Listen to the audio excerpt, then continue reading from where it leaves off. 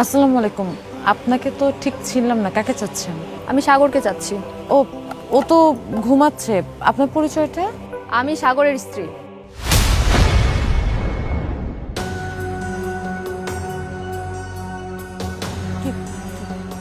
কি বলতেছেন এগুলা? আপনি ওর স্ত্রী? তাহলে আমি কে? আমি সাগরের স্ত্রী? হ্যাঁ, এটা প্রমাণ করার জন্য আমি এখানে এসেছি।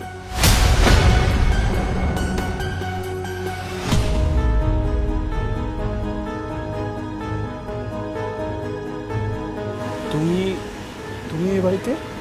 কেন অবাক হচ্ছ? এই মেয়ে কে?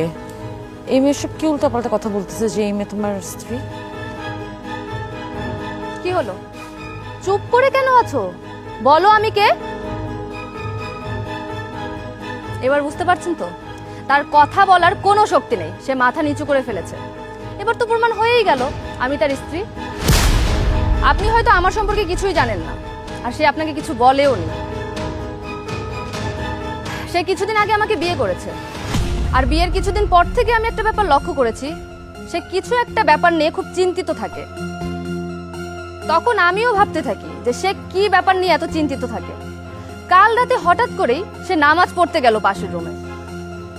মানে আগে পরে সে কখনো নামাজ পড়েনি, হঠাৎ করে সে কেন নামাজ পড়তে গেল এটা আমার একটা সন্দেহ হয়। তারপর আমি তার পিছু পিছু যাই। যাওয়ার পরে দেখি সে নামাজ শেষে মোনাজাত করে বলছে, হে আল্লাহ, আমি অনেক বড় একটা অন্যায় করে ফেলেছি আল্লাহ। আমি জানি এ পাপের কোনো ক্ষমা নেই।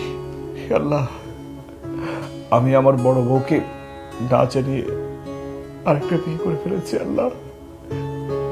এখন না পারছি ওকে বলতে, না পারছি যন্ত্রণা সহ্য করতে। আমি আমার মেয়েটাকে খুব খুব ভালোবাসি। এই মেয়েটা ছাড়া আমি এক মুহূর্ত ভাবতে পারি না। সে মেয়েটার সামনে আমি দাঁড়াতে পারি না আল্লাহ। আমি আমি অনেক বড় অন্যায় করে ফেলছি আল্লাহ। তুমি একটা সমাধানের রাস্তা খুঁজে বের করে দাও আল্লাহ। আমি যেন আমার স্ত্রী সন্তানের সামনে দাঁড়াতে পারি। তুমি একটা সঠিক রাস্তা আমাকে বের করে দাও আল্লাহ।